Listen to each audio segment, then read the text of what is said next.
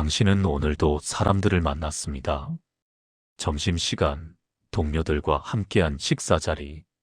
누군가는 자신의 성공담을 늘어놓았고, 누군가는 끊임없이 불평을 쏟아냈습니다. 당신은 고개를 끄덕이며 적당히 맞장구를 쳤습니다. 그러나 식사를 마치고 자리로 돌아왔을 때 이상한 무게감이 몸을 짓눌렀습니다. 마치 보이지 않는 줄에 매달려 에너지를 빨아간 것처럼 당신은 텅 비어버렸습니다. 저녁에는 친구의 연락이 왔습니다. 요즘 너무 힘들어. 들어줄 수 있어? 당신은 물론이라고 답했습니다.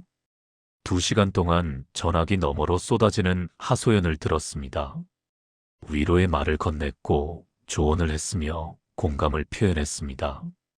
그런데 전화를 끊고 나니 당신의 마음속엔 묘한 짜증과 공허함만 남았습니다. 왜 나는 이렇게 지쳐 있는 걸까? 주말이 되면 당신은 누구도 만나고 싶지 않습니다. 전화도 받기 싫고 메시지도 확인하기 싫습니다. 그저 혼자 있고 싶을 뿐입니다. 하지만 사람들은 말합니다. 너 요즘 사람들 안 만나? 외롭지 않아? 인간은 사회적 동물이잖아. 관계가 중요해. 그 말을 들을 때마다 당신은 혼란스럽습니다. 나는 외로운 게 아닌데 왜 사람들은 내가 외롭다고 생각하는 걸까? 혼자 있는 게 좋은데 이게 잘못된 건가? 여기 당신이 알아야 할 진실이 있습니다. 고독은 외로움이 아닙니다. 고독은 당신의 에너지를 되찾는 유일한 시간입니다. 그리고 당신이 지금 느끼는 피로는 관계 자체가 아니라 잘못된 관계의 방식 때문입니다. 우리가 착각하는 것들, 사람들은 고독과 외로움을 혼동합니다. 외로움은 결핍입니다. 타인의 부재가 주는 공허함, 연결되지 못한 데서 오는 고통입니다. 반면 고독은 선택입니다. 스스로 원해서 만드는 고요의 시간, 내면과 마주하는 용기 있는 행위입니다. 그런데 왜 우리는 이 둘을 구분하지 못할까요? 첫째, 우리는 혼자 있음을 두려워하도록 학습되었습니다. 어린 시절부터 우리는 들어왔습니다. 친구 많이 사귀어야 해. 외톨이가 되면 안 돼. 사람은 혼자 살 수 없어. 이런 메시지는 우리 무의식 깊숙이 자리 잡았습니다. 혼자 있는 것은 실패이고 관계가 많은 것이 성공이라는 착각 말입니다. 둘째, 우리는 타인의 감정에 과도하게 책임감을 느낍니다. 친구가 힘들어하면 당신은 그걸 해결해줘야 한다고 생각합니다. 동료가 불평하면 당신은 그 자리를 떠나면 안 된다고 믿습니다. 가족이 요구하면 당신은 응답해야 한다고 여깁니다. 이것은 심리학에서 말하는 공의존 코마이너스 디펜던시의 형태입니다. 타인의 감정을 내 것처럼 떠안고 그들의 문제를 내가 해결해야 한다고 착각하는 것입니다. 셋째, 우리는 관계를 통해 자신의 가치를 증명하려 합니다. 나는 필요한 사람이야. 나는 착한 사람이야. 나는 좋은 친구야. 이런 정체성을 유지하기 위해 당신은 스스로를 소진시킵니다. 타인의 부름에 언제나 응답하고 그들의 감정을 받아주며 자신의 에너지를 나눠줍니다. 그러나 이것은 진정한 친절이 아닙니다. 이것은 보상심리입니다. 내가 베풀면 나도 사랑받을 거라는, 내가 친절하면 나도 인정받을 거라는 무의식적 거래입니다. 넷째, 우리는 침묵을 견디지 못합니다. 혼자 있는 시간, 아무 자극도 없는 고요함 속에서 우리는 불안해집니다. 왜냐하면 그 침묵 속에서 우리는 우리 자신과 마주해야 하기 때문입니다. 미루어왔던 생각들, 억눌러왔던 감정들, 외면해왔던 질문들이 떠오릅니다. 나는 정말 행복한가? 나는 내가 원하는 삶을 살고 있는가? 나는 누구인가? 이런 질문들은 불편합니다. 그래서 우리는 끊임없이 관계 속으로 도피합니다.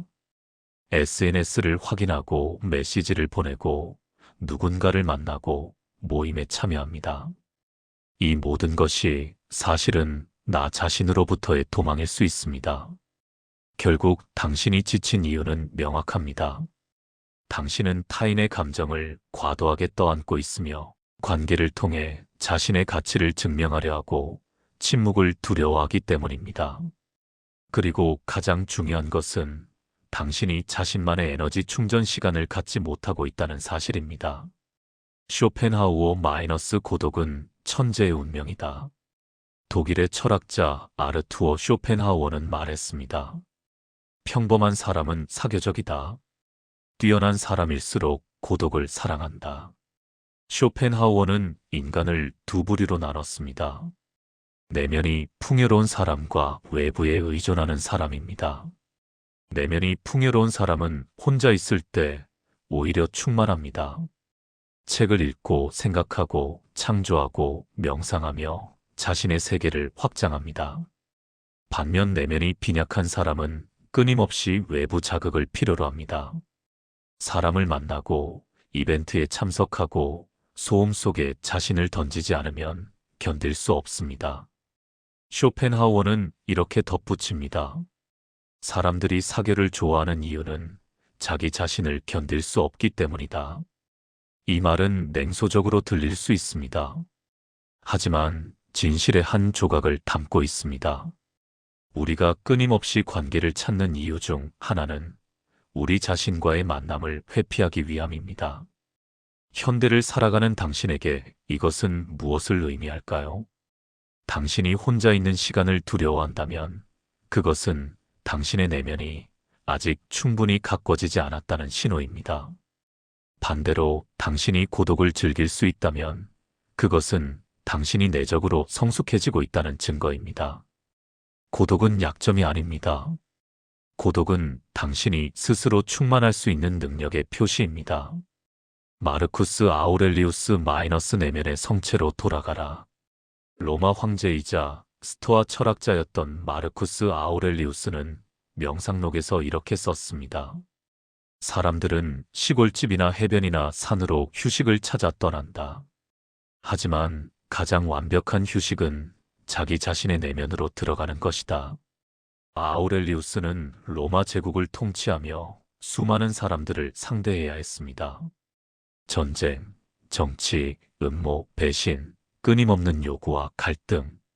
그러나 그는 이 모든 소란 속에서도 평화를 유지할 수 있었습니다. 어떻게? 그는 자신의 내면에 성체를 지었기 때문입니다.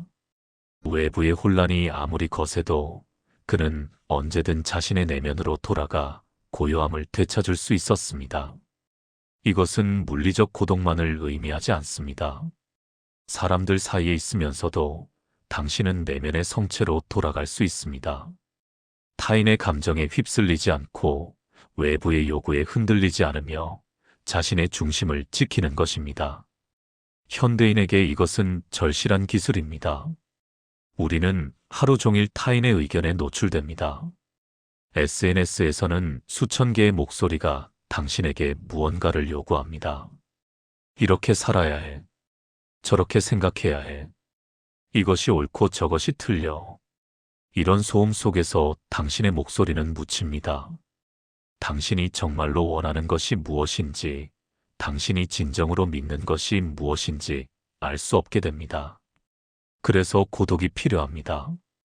고독은 당신이 외부의 소음을 차단하고 당신 자신의 목소리를 듣는 유일한 시간입니다. 아우렐리우스는 또 이렇게 말했습니다. 당신을 불행하게 만드는 것은 다른 사람의 행동이 아니라 그 행동에 대한 당신의 판단이다. 타인이 당신의 에너지를 빼앗는 것이 아닙니다. 당신이 타인의 감정과 행동에 과도하게 반응하기 때문에 에너지가 소진되는 것입니다. 고독 속에서 당신은 이것을 배웁니다. 타인의 문제는 타인의 것이고 나의 평화는 내가 지켜야 한다는 것을 말입니다. 부처 마이너스 모든 고통은 집착에서 온다. 부처는 2500년 전 보리수 아래에서 깨달음을 얻었습니다. 그 깨달음의 핵심은 간단했습니다. 모든 고통은 집착에서 온다. 우리가 관계에서 지치는 이유도 같습니다. 우리는 타인에게 집착합니다. 이 사람은 나를 이해해줘야 해. 이 사람은 나를 인정해줘야 해. 이 사람은 나를 사랑해줘야 해. 이런 기대는 집착입니다. 그리고 집착은 필연적으로 실망으로 이어집니다. 왜냐하면 타인은 당신의 기대대로 움직이지 않기 때문입니다. 부처는 중도를 가르쳤습니다. 관계를 완전히 끊는 것도 아니고 관계에 매달리는 것도 아닌 균형 잡힌 거리입니다. 이것이 바로 깨어있는 거리두기입니다. 타인을 사랑하되 집착하지 않고 함께하되 의존하지 않으며 배려하되 자신을 잃지 않는 것입니다. 부처는 또한 정념, mindfulness를 강조했습니다. 지금 이 순간에 깨어있는 것, 자신의 감정을 있는 그대로 관찰하는 것입니다. 누군가와 대화할 때 당신은 자신의 에너지가 어떻게 변화하는지 관찰할 수 있어야 합니다. 지금 나는 지쳐가고 있구나. 지금 나는 이 사람의 감정을 떠안고 있구나. 지금 나는 나 자신을 잃어가고 있구나. 이런 자각이 있을 때 당신은 선택할 수 있습니다. 계속 머물 것인가, 물러날 것인가, 더 주어야 할 것인가, 이제 그만둘 것인가.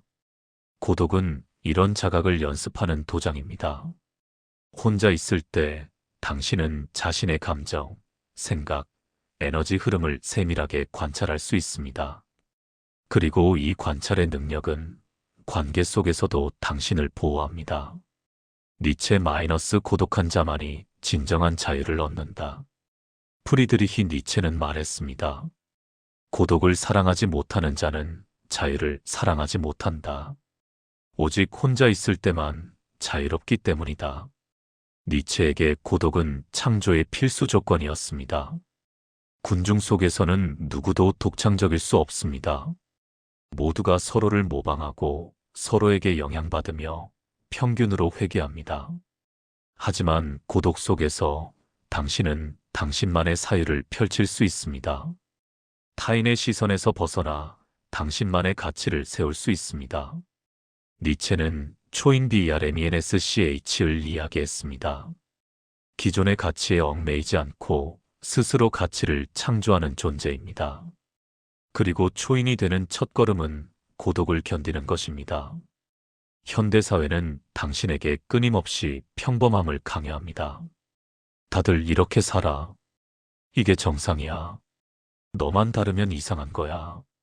이런 압력 속에서 당신의 개성은 사라집니다.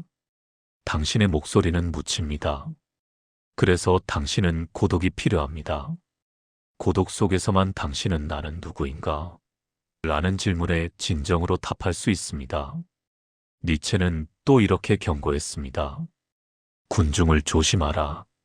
그들은 당신을 평범하게 만들 것이다. 당신이 끊임없이 사람들을 만나고 그들의 의견을 듣고 그들에게 맞추려 하면 당신은 점점 당신이 아닌 다른 누군가가 됩니다. 평균적인 사람, 무난한 사람, 누구에게나 좋은 사람이 됩니다. 하지만 그 과정에서 당신의 본질은 희석됩니다. 고독은 당신을 당신답게 만드는 시간입니다. 에너지를 되찾는 구체적 방법. 이제 실천의 영역으로 들어가겠습니다. 어떻게 하면 당신은 관계 속에서 소진되지 않고 고독을 통해 충전하며 진정한 자유를 누릴 수 있을까요? 첫째, 당신의 에너지 패턴을 관찰하십시오. 당신에게는 고유한 에너지 패턴이 있습니다. 어떤 사람들과 있을 때 에너지가 충전되고 어떤 사람들과 있을 때 소진됩니다. 어떤 대화는 당신을 활기차게 만들고 어떤 대화는 당신을 지치게 합니다. 이것을 객관적으로 관찰하십시오. 일주일 동안 당신의 모든 사회적 상호작용을 기록해 보십시오.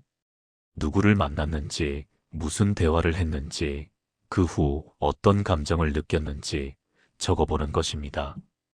그러면 패턴이 보이기 시작할 것입니다. 뭐와 대화하고 나면 항상 기운이 빠진다.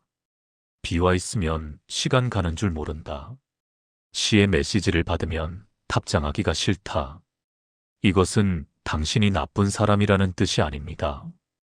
이것은 단지 당신의 에너지가 어떻게 작동하는지에 대한 정보입니다. 이 정보를 바탕으로 당신은 의식적인 선택을 할 수 있습니다. 에너지를 빼앗는 관계를 줄이고 에너지를 주는 관계를 늘릴 수 있습니다. 둘째, 타인의 감정과 당신의 책임을 분리하십시오. 누군가가 당신에게 하소연할 때 당신은 자동으로 반응합니다. 내가 뭔가 해줘야 해. 내가 이 문제를 해결해줘야 해. 하지만 잠깐 멈추십시오. 이것은 당신의 문제입니까? 아니면 그들의 문제입니까? 대부분의 경우 그것은 그들의 문제입니다. 당신이 할 수 있는 일은 경청하고 공감하고 지지하는 것뿐입니다. 해결은 그들의 몫입니다. 이것을 명확히 하는 간단한 문장이 있습니다. 나는 내 이야기를 들어줄 수 있어. 하지만 내 문제를 대신 짊어질 수는 없어. 이것은 냉정한 것이 아닙니다. 이것은 경계를 설정하는 것입니다. 건강한 관계는 명확한 경계 위에 세워집니다. 당신의 감정은 당신의 것이고 타인의 감정은 타인의 것입니다. 이 경계가 흐려질 때 공의존이 시작되고 당신의 에너지는 바닥납니다. 셋째, 아니오라고 말하는 연습을 하십시오. 많은 사람들이 노를 말하지 못합니다. 거절하면 상대가 상처받을까봐, 나쁜 사람으로 보일까봐, 관계가 끊어질까봐 두렵기 때문입니다. 그러나 예스만 말하는 삶은 당신을 고갈시킵니다. 당신은 타인의 요구를 충족시키느라 정작 자신의 필요는 돌보지 못합니다. 노는 이기적인 것이 아닙니다. 노는 자기 존중입니다. 미안하지만 지금은 시간이 없어. 고맙지만 이번엔 참여하기 어려울 것 같아. 내 마음은 이해하지만 내가 도와줄 수 있는 부분이 아닌 것 같아. 처음에는 어색하고 죄책감이 들 것입니다.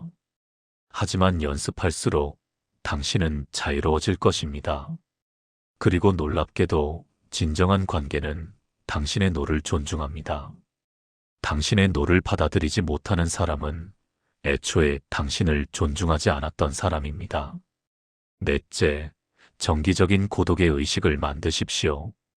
고독은 우연히 찾아오는 것이 아닙니다. 고독은 의도적으로 만들어야 합니다. 당신의 일정에 나만의 시간을 고정적으로 배치하십시오. 하루에 30분이라도, 일주일에 반나절이라도 오로지 당신만을 위한 시간을 확보하는 것입니다. 이 시간에는 어떤 외부 요구도 받아들이지 마십시오. 전화를 꺼두고 메시지를 확인하지 말고 SNS에서 로그아웃 하십시오. 그리고 당신이 진정으로 하고 싶은 일을 하십시오. 책을 읽거나 산책하거나 명상하거나 그림을 그리거나 음악을 듣거나 그저 아무것도 하지 않아도 좋습니다. 중요한 것은 이 시간이 온전히 당신의 것이라는 사실입니다. 이 고독의 의식을 통해 당신은 서서히 변화할 것입니다. 타인의 에너지에 덜 의존하게 되고 자신의 내면이 풍요로워지며 관계 속에서도 중심을 잃지 않게 됩니다. 다섯째, 깊이 있는 대화와 피상적인 대화를 구분하십시오. 모든 대화가 같은 가치를 가진 것은 아닙니다. 어떤 대화는 당신을 성장시키고 어떤 대화는 그저 시간을 소비할 뿐입니다. 피상적인 대화는 에너지를 소진시킵니다. 날씨 이야기, 소문, 타인에 대한 험담, 의미 없는 잡담들은 당신에게 아무것도 남기지 않습니다. 반면 깊이 있는 대화는 에너지를 충전시킵니다. 서로의 생각을 나누고 서로의 경험에서 배우며 진솔한 감정을 교환하는 대화는 당신을 풍요롭게 만듭니다. 의식적으로 깊이 있는 대화를 추구하십시오. 요즘 어떤 생각을 하며 살아? 최근에 읽은 책 중에 인상 깊었던 게 있어? 내가 가장 중요하게 생각하는 가치는 뭐야? 이런 질문들은 대화의 수준을 끌어올립니다. 그리고 이런 대화를 나눌 수 있는 사람들을 당신 곁에 두십시오. 양보다 질입니다. 100명의 피상적인 지인보다 3명의 깊이 있는 친구가 당신을 더 행복하게 만들 것입니다. 여섯째, 감정의 파도를 관찰하되 휩쓸리지 마십시오. 누군가가 당신에게 화를 내거나 슬퍼하거나 불평할 때 당신은 본능적으로 그 감정에 동조합니다. 상대가 화나면 당신도 화가 나고 상대가 슬프면 당신도 슬퍼집니다. 이것은 자연스러운 공감 능력입니다. 하지만 이것이 지나치면 당신은 타인의 감정 쓰레기통이 됩니다. 명상에서 가르치는 기술을 적용해 보십시오. 감정을 파도처럼 바라보는 것입니다. 파도는 밀려왔다가 다시 빠져나갑니다. 당신은 해변에 서서 그 파도를 관찰할 수 있습니다. 파도에 휩쓸려 들어갈 수도 있지만 그냥 지켜볼 수도 있습니다. 누군가가 격한 감정을 표현할 때 속으로 이렇게 말해 보십시오. 지금 이 사람은 화가 많이 났구나. 나는 이것을 관찰하고 있어. 하지만 나는 이 화에 동조하지 않아도 돼. 이것은 무감각해지라는 뜻이 아닙니다. 이것은 감정적 독립을 유지하라는 뜻입니다. 당신은 타인을 이해하고 지지할 수 있지만 그들의 감정을 내 것으로 만들 필요는 없습니다. 이 거리두기가 역설적으로 더 진정한 도움을 가능하게 합니다. 당신이 감정에 휩쓸리지 않을 때 당신은 더 명료하게 상황을 보고 더 현명한 조언을 할 수 있습니다. 당신은 이제 알게 되었습니다. 고독은 외로움이 아니라 충전이라는 것을, 관계는 많을수록 좋은 것이 아니라 질이 중요하다는 것을, 타인의 감정을 떠안는 것이 친절이 아니라 자신을 지키는 것이 진정한 사랑이라는 것을. 세상은 당신에게 끊임없이 말할 것입니다. 더 많이 만나라. 더 사교적이 되라. 혼자 있지 마라. 하지만 당신은 이제 다른 길을 선택할 수 있습니다.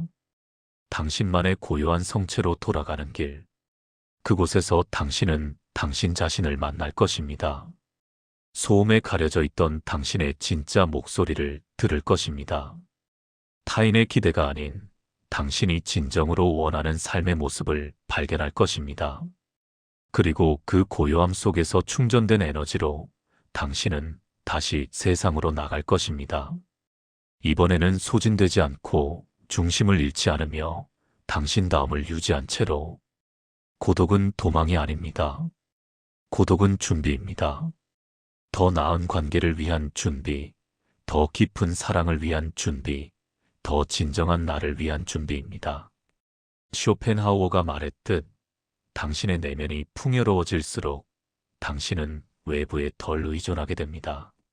아우렐리우스가 말했듯 진정한 휴식은 어디론가 떠나는 것이 아니라 당신의 내면으로 돌아가는 것입니다. 부처가 말했듯 집착을 내려놓을 때 당신은 자유로워집니다. 니체가 말했듯 고독을 사랑하는 자만이 진정한 창조자가 됩니다. 이제 당신에게 묻겠습니다. 당신은 언제 마지막으로 온전히 혼자였습니까? 외부의 소음이 아닌 내면의 목소리를 들은 것이 언제였습니까? 타인의 요구가 아닌 당신 자신의 필요를 돌본 것이 언제였습니까? 오늘, 지금 이 순간부터 시작하십시오. 30분이면 됩니다. 전화를 꺼두고 문을 닫고 당신만의 고요한 시간을 만드십시오. 처음에는 불편할 것입니다. 침묵이 낯설고 혼자 있는 것이 두려울 수도 있습니다. 하지만 계속하십시오.